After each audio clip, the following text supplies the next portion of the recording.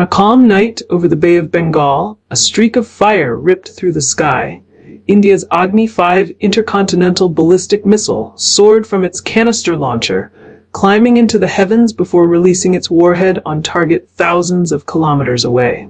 With that successful test, India once again reminded the world it is no longer a regional power, struggling for recognition, but a rising force with the technological capability to ensure its own survival in the harsh realities of 21st century geopolitics. Why does this matter?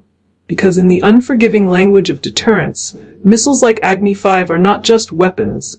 They are political statements, shields of sovereignty, and instruments that prevent wars by ensuring that no adversary can ever strike India without risking unacceptable retaliation.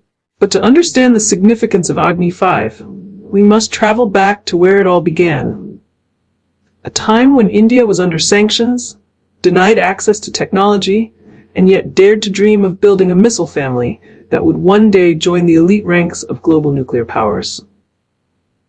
This is the story of how India's Integrated Guided Missile Development Program gave birth to the Agni series, how the Agni family evolved into one of the pillars of India's strategic deterrent, and why Agni-V, with its long-range MIRV capability and canister-based launch system, is the true cornerstone of India's nuclear doctrine. Before we move forward, please like, share, and subscribe Strategic Vanguard and be up to date with the latest news and happenings from the world of defense, strategic, and international affairs. Tune into our video channels in YouTube and Rumble. And if you want to hear the audio version, tune into our Strategic Vanguard channels in Spotify and Amazon Music.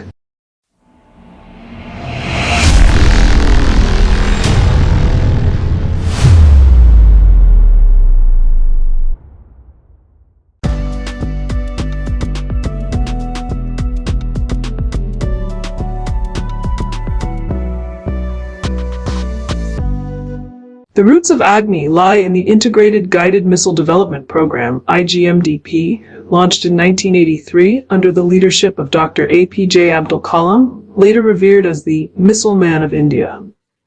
The program was ambitious, especially for a nation still recovering from economic constraints and international technological isolation.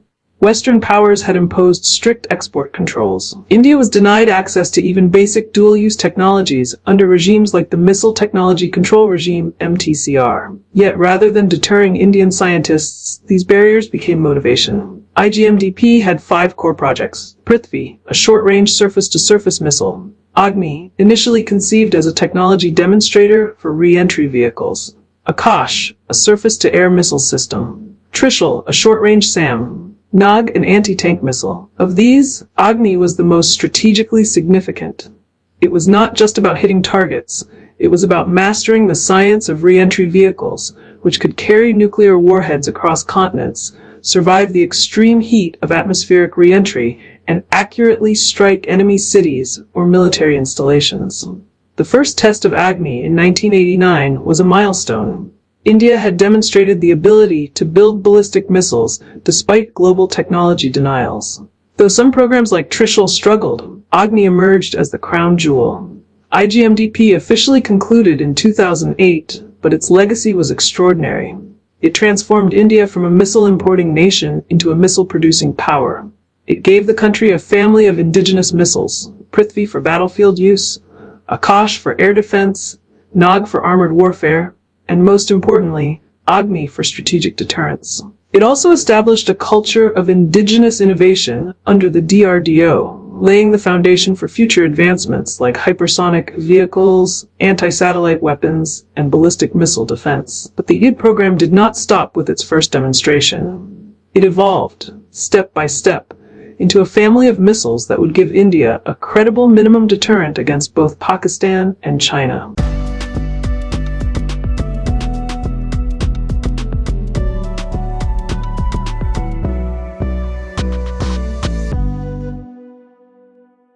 From a humble technology demonstrator, Agni transformed into a multi-generation missile family. Each new variant was designed with a clear strategic purpose, balancing India's security needs with its doctrine of credible minimum deterrence.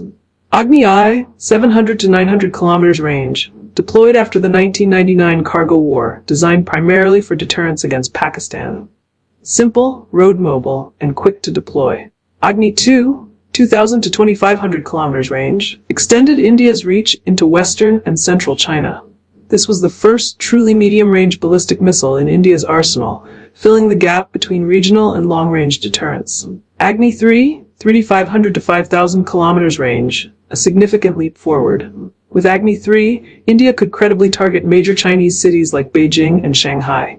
It had improved accuracy and payload capacity, marking India's entry into the near ICBM club.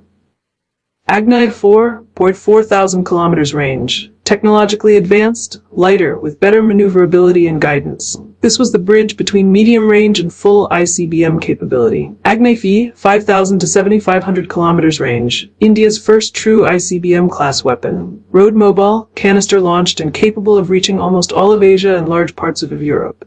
Each step was deliberate. Agni-I and II addressed Pakistan, while Agni-III and IV covered China. By the time Agni-V was tested, India had established itself as a state capable of projecting nuclear deterrence over intercontinental distances. There is also speculation about Agni-VI, which may feature ranges beyond 8,000 kilometers and full-fledged MIRV, multiple independently targetable reentry vehicle, capability. If realized, Agni-Vs would allow one missile to carry several warheads aimed at different targets, complicating any enemy missile defense system. The evolution of Agni reflects India's doctrine, not to match missile for missile with other powers, but to ensure survivable second strike capability, the essence of deterrence.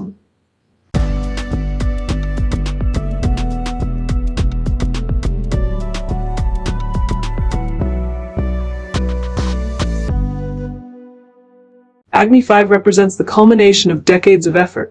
Unlike its predecessors, it is more than a missile. It is a strategic equalizer.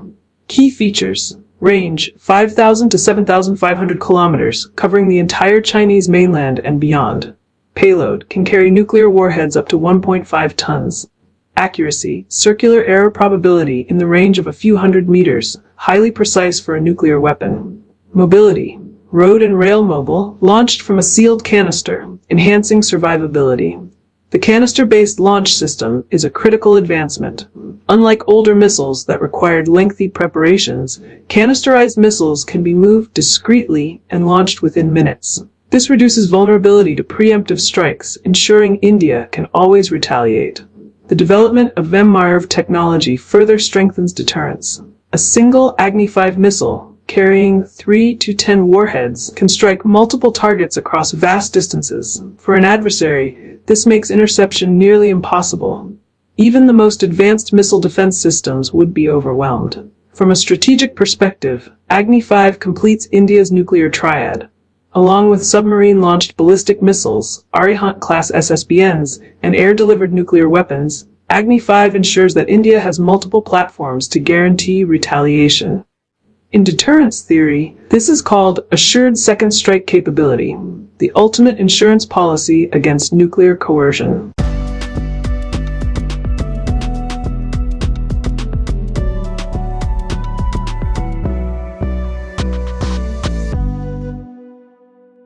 MIRV, multiple independently targetable reentry vehicles, is one of the most transformative features of modern ICBMs. It allows one missile to strike several cities or military targets. It complicates missile defense. Even if some warheads are intercepted, others will still get through. It allows more efficient use of limited missiles, multiplying strike capacity. For India, MIRV ensures that even a small arsenal is credible against larger adversaries. This aligns perfectly with India's doctrine of credible minimum deterrence, having just enough to dissuade any aggression without engaging in a costly arms race. The canister launch system is equally vital. Traditional missile launchers require fueling, assembly, and preparation, which can take hours and leave them vulnerable. A canisterized missile is pre-fueled, sealed, and transportable. It can be moved across India's vast territory, hidden from satellites, and launched almost instantly. Together, MIRV and canisterization ensure that India's deterrent is survivable, credible, and responsive. Before we move forward, Please like, share, and subscribe Strategic Vanguard and be up to date with the latest news and happenings from the world of defense, strategic, and international affairs. Tune into our video channels in YouTube and Rumble. And if you want to hear the audio version, tune into our Strategic Vanguard channels in Spotify and Amazon Music.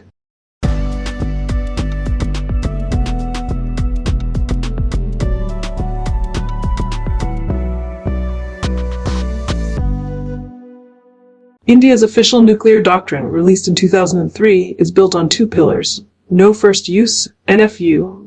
India pledges not to use nuclear weapons first, but only in retaliation. Credible minimum deterrence, CMD. India will not seek a massive arsenal, but enough to deter adversaries.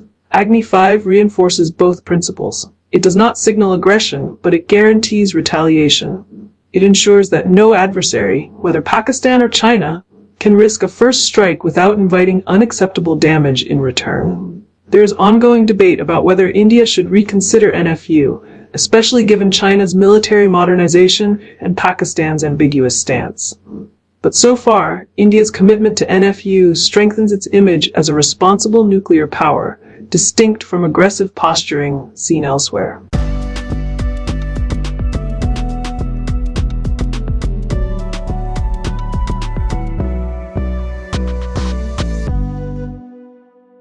Pakistan. For Pakistan, Agni-I and Agni-II are sufficient deterrents.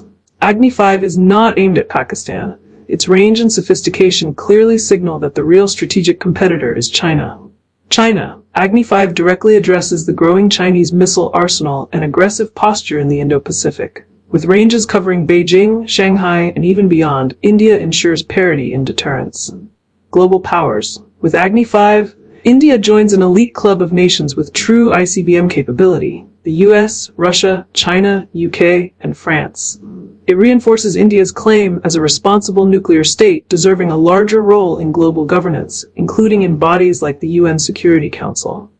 Agni-V also strengthens India's hand in negotiations, partnerships, and strategic dialogues. It signals that India cannot be coerced, whether in trade wars, border disputes, or global forums.